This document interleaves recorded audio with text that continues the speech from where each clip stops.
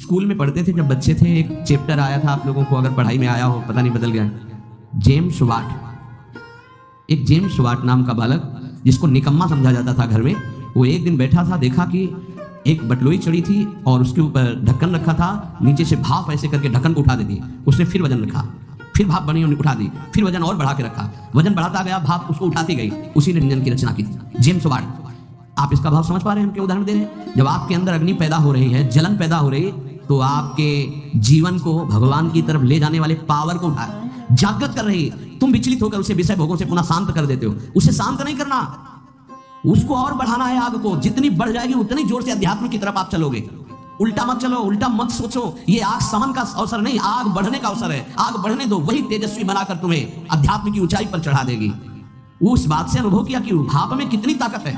अगर ये भाप मिले तो बहुत बड़ा कार्य चल सकता। तो वही कोयला झोंकर भाप पैदा करके इंजन के द्वारा ट्रेन निकलवा दी, और उसको सब निकम्मा समझते थे। बस वो विचार, ये चिंतन का विषय। हमारे अंदर जो आग पैदा हो रही, कामाग्नि, क्रोधाग्नि, लोभाग्नि, उसे हम सह रहे हैं। उसको सह रहे हैं तो एक पावर बन रहा है। वो पावर आपको सीधे भगवान की तरफ बढ़ाएगा। अगर आप उसको बुझाने में लग गए तो वो इधर आध्यात्मिक शक्ति क्षीण हो जाएगी और भोगा शक्ति बढ़ जाएगी। ये अनुभव की बातें हैं। आप इसको सहना सीखें, मिटाने में काम नहीं बनेगा। सह करके प्रभु की प्राप्ति हो जाएगी। सहना सीखो, सहना हमारा परम धर्म है। सहन कर गए तो महात्मा, टूट गए तो विषयात्मा, और फिर हमें पता नहीं ये अवसर जो मिला है कब मिले। इसलिए सावधान, सत्संग को सुनो और उसका मनन करो, उसको जीवन में उतारो, तभी लाभ मिलेगा। नहीं रोज सत्संग हो रहा है और अगर आप सुनेंगे नहीं तो 1 घंटा 1.5 घंटा बैठ लिए, फिर वही मनमानी चिंतन, ठीक नहीं। ये 6 बातें जिसके जीवन में है, उसके अंदर भक्ति की निष्ठा जागृत हो जाती है और वो सिद्ध महापुरुष हो जाता है। फिर पहला, हर परिस्थिति में क्षमा। बहुत कठिन है, बहुत कठिन है। कोई अपराध पे अपराध करता जा रहा है, हम क्षमा पे क्षमा करते जा रहे हैं। बड़ा प्रभाव क्षमा का है। आप तो क्षमा कर रहे हो, उसका परिवर्तन शुरू हो जाएगा। क्षमा में इतना बड़ा बल है कि जो अपराध कर रहा है उसका परिवर्तन हो जाएगा। क्षमाशील ही परिवर्तन कर सकता है। क्रोध करने वाला या दंड देने वाला महान नहीं माना जाता, क्षमाशील महान माना जाता है। दूसरा, कभी भी किसी भी परिस्थिति में समय व्यर्थ न जाना, वस्तु, व्यक्ति, स्थान के संयोग में। तीसरा, कोई भी भोग सामग्री समीप फिरी पर नहीं भोगना। प्रभु के मेरे प्राप्ति के लिए मेरा भक्त सब सुखों का त्याग करता है, भगवान ने कहा। जो पवित्र भोग हैं उनको भी आवश्यकता के अनुसार ही, विधि भोग हैं जिनका निषेध नहीं किया गया, धर्मपूर्वक भोग सकते हैं, उनको भी आवश्यकता के अनुसार जितना कम से कम सेवन कर सके। चौथा, सम्मान को विश्वत, नीच पुरुषों द्वारा किए हुए अपमान को अमृत मानकर निराभिमानी रहना। पांचवा, निरंतर अपने गुरु प्रदत्त उपासना में आसक्त और इष्ट देव पे आसक्त, जो गुरुदेव ने बताया। छठवां, सदगुरुदेव की पूर्ण शरणागति, पूर्ण आश्रय, एकदम कोरा कागज बनकर वो जैसा जैसा कह रहे हैं वैसे चलने से भक्ति निष्ठा जागृत हो जाती है। भक्ति निष्ठा जागृत होने पर वो सबसे अधम और छोटा अपने को समझने लगता है। अपने को इतना तुच्छ मान लेता है कि उसके भजन, सेवा, सद्गुण जितने हैं उनका उसके अंदर अभिमान ही नहीं आता। इसी कारण वो सिद्ध हो जाता है। थोड़ी सी साधना अभिमान उत्पन्न कर देती। क्यों? क्योंकि गुरु कृपा नहीं है। इसलिए जहां निराभिमानी होकर प्रभु से अपना संबंध जो था है, जो रहेगा, उसका बोध हुआ, उसी समय उसे भगवान की प्रेम लीलाओं का अनुभव होने लगता है। कभी रोना नहीं आता किसी को। मेरे साथ प्रभु कितनी कृपा कर रहे हैं, कभी रोना नहीं आता है। कैसा कपटी संसार है।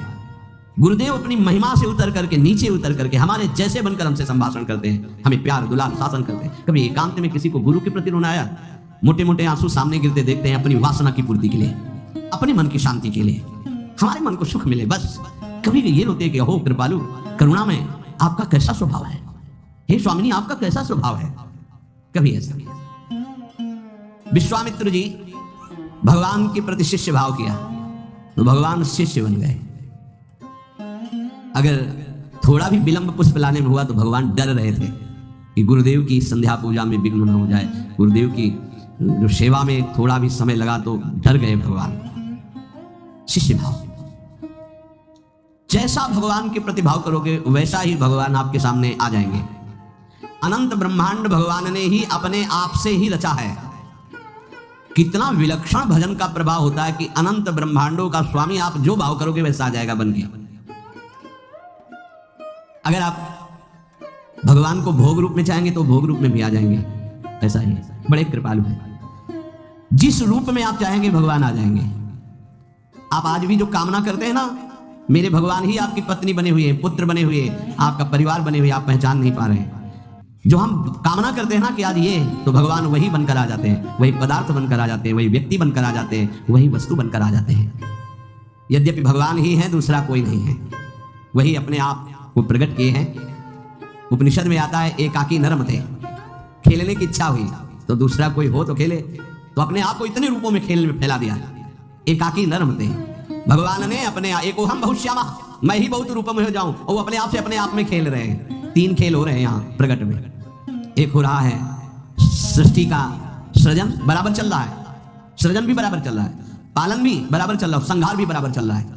सृजन होता जाता है, पालन होता जाता है, संहार होता जाता है, सृजन होता जाता है, पालन होता, संहार, ये बराबर लीला चल रही है। किसका सृजन? अपने आप से अपने आप का सृजन। किसका पालन? अपने आप से अपने आप का पालन।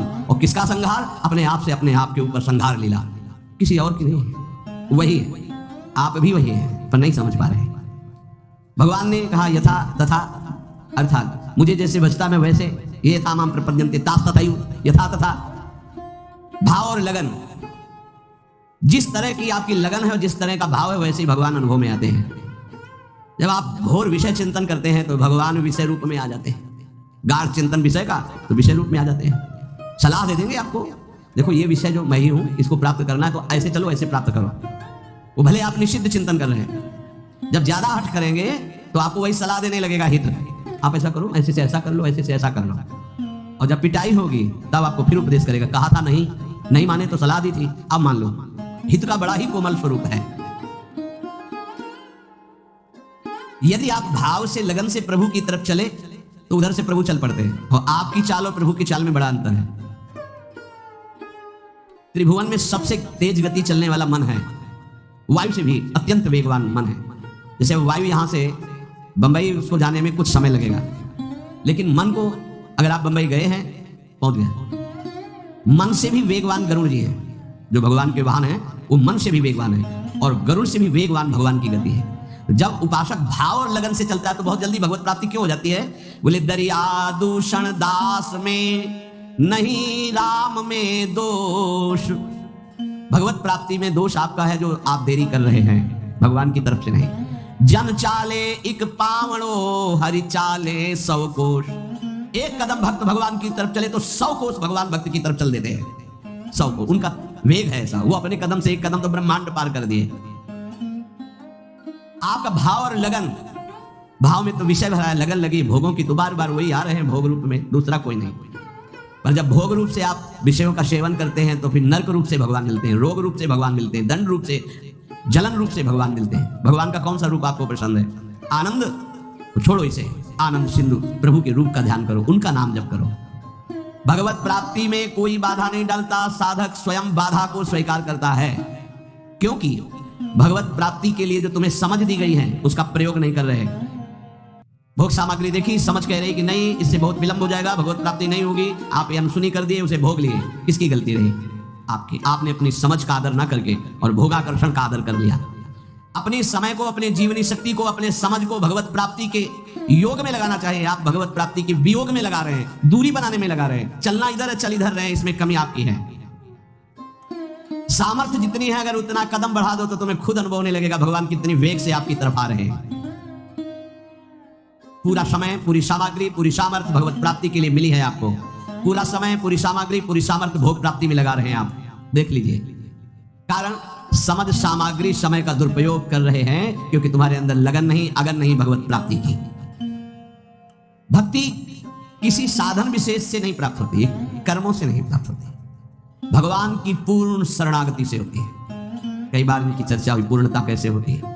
हे हृदय से प्रभु की शरण। यदि परमार्थ में उतरे हो तो चैन नहीं है। यहां दरस बिन दुखन लागे नैन, जब से तुम बिछुड़े प्यारे कबो न पायो चैन। बेचैनी बढ़नी चाहिए। जब बेचैनी बढ़ती साधक में कृपा से, तो वो समझता है परेशानी बढ़ रही है और उसको मिटाने के लिए भोगों में उतर जाता, खत्म। अरे वही बेचैनी तो विरह बनती है, तुम समझते कहां हो? जब आपके अंदर जलन होती, बेचैनी होती, घबराहट होती है, तो वही जाकर विरह बनती है। हाँ प्राणनाथ, अब जिया नहीं जा रहा आपके बिना, वही भगवत साक्षात्कार कराती है। आप समझ नहीं पा रहे, आपको लग रहा है मेरे साधन में कमी हो गई जो बेचैनी बढ़ रही है। यही साधन की परिपक्व अवस्था है जो बेचैनी बढ़ रही है। प्यारे समझिए, आपका हृदय तो जलता है, आप में जो अशांति सी महसूस हो रही है, अभाव सा महसूस हो रहा है, ये कृपा हुई है आपके अंदर। यही अभाव आपके अंदर ऐसा भाव पैदा करेगा कि आप चिल्ला चिल्ला कर रोने लगेंगे, प्रियाजू अब रहा नहीं जा रहा, सहा नहीं जा रहा, अब आ जाइए। बन गई बात। जहां आपके अंदर ऐसा भाव आया, बेचैनी बढ़ी, तो आप उसको चैन प्राप्त करने के लिए भोगों का चयन कर लेते हैं। बस गई हो, बोले अब थोड़ा कल किसी ने कहा था कि आपके कथनानुसार मैं जब चलता हूं तो भारी घबराहट पैदा हो जाती है, और जब हम आपकी हर बात छोड़ देते थे तसल्ली से मिलती और शांति मिल जाती है। क्या शांति मिल जाती? मन। अब विषय भोगने को मिलेगा, स्वतंत्रता मिल गई अब, और जहां अनुशासन में वो जलता है कि मेरी हर वासना की आपूर्ति हो जाएगी।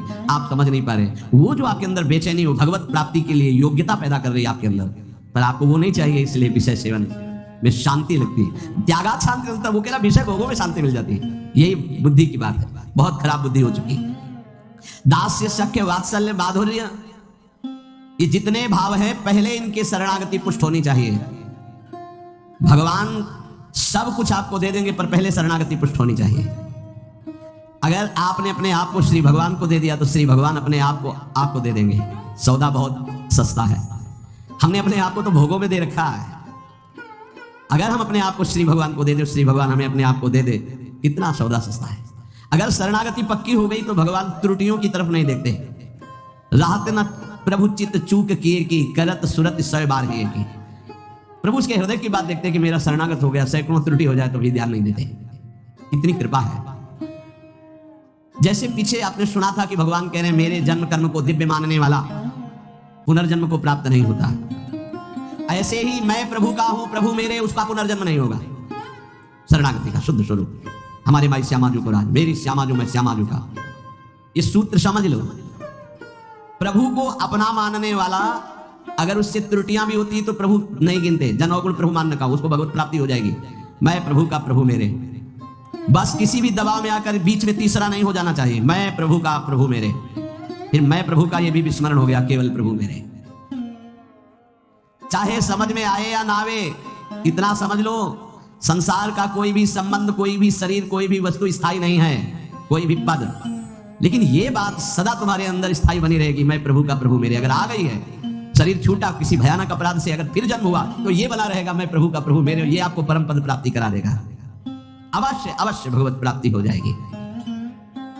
तो अगर भगवान से कोई दुश्मनी कर ले तो उसे भगवत प्राप्ति हो जाएगी, द्वेष कर ले तो भगवत प्राप्ति हो जाएगी, क्योंकि प्रभु से ही तो जुड़ा है वो। भगवान को गाली दे, अपमान करे, नास्तिकता, बिल्कुल भगवान से बैर माने, उसे भगवत प्राप्ति हो जाएगी। यहाँ की जैसा कहा कि जैसे भक्त भजता है मैं वैसे भजता हूं, तो वैर से भजेगा तो वैर से ही सही, पर भगवत प्राप्ति तो हो जाएगी ना। बोले नहीं, भगवान ने एक शब्द कहा है, ये यथा माम प्रपद्यन्ते। प्रपद्यन्ते माने शरणागति। शरण में, मेरी शरण में होकर जैसा भाव करता मैं वैसा अनुभव कराता हूं। तो वो जो भगवान की निंदा करता भगवान की शरण में थोड़ी है, उसको तो नरक की प्राप्ति होगी। बोले शिशुपाल ने भी तो निंदा की थी, तो रात दिन भगवदाकार वृत्ति रहती थी उसकी, उसे उठते बैठते चलते फिरते कृष्ण ही नजर आते थे।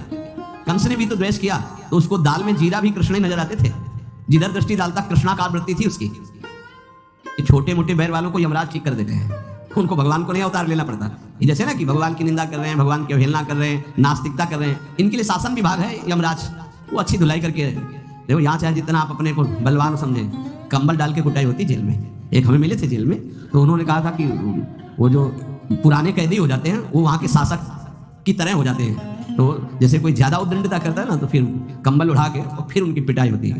तो यहाँ तो कंबल उड़ा के होती है, वहाँ तो बहुत ही दुर्दशा होती है, क्योंकि इस शरीर का तो वहाँ तो है नहीं पंचभौतिक। वहाँ एक नया शरीर मिलता है जिसका नाम यातना दे, वो मरता नहीं है, उसमें केवल दंड भोगना होता है। तो कह रहे हैं ऐसे लोगों के लिए तो यमराज ही काफी है। ये तो उनके लिए जिनकी हर समय कृष्णाकार वृत्ति में द्वेष हुआ है। जो भगवान का आश्रय अंदर से लेकर के भगवत आचरण करता है वो भगवान का भक्त होता है। और भगवान प्राणी मात्र के परम सुहृद हैं।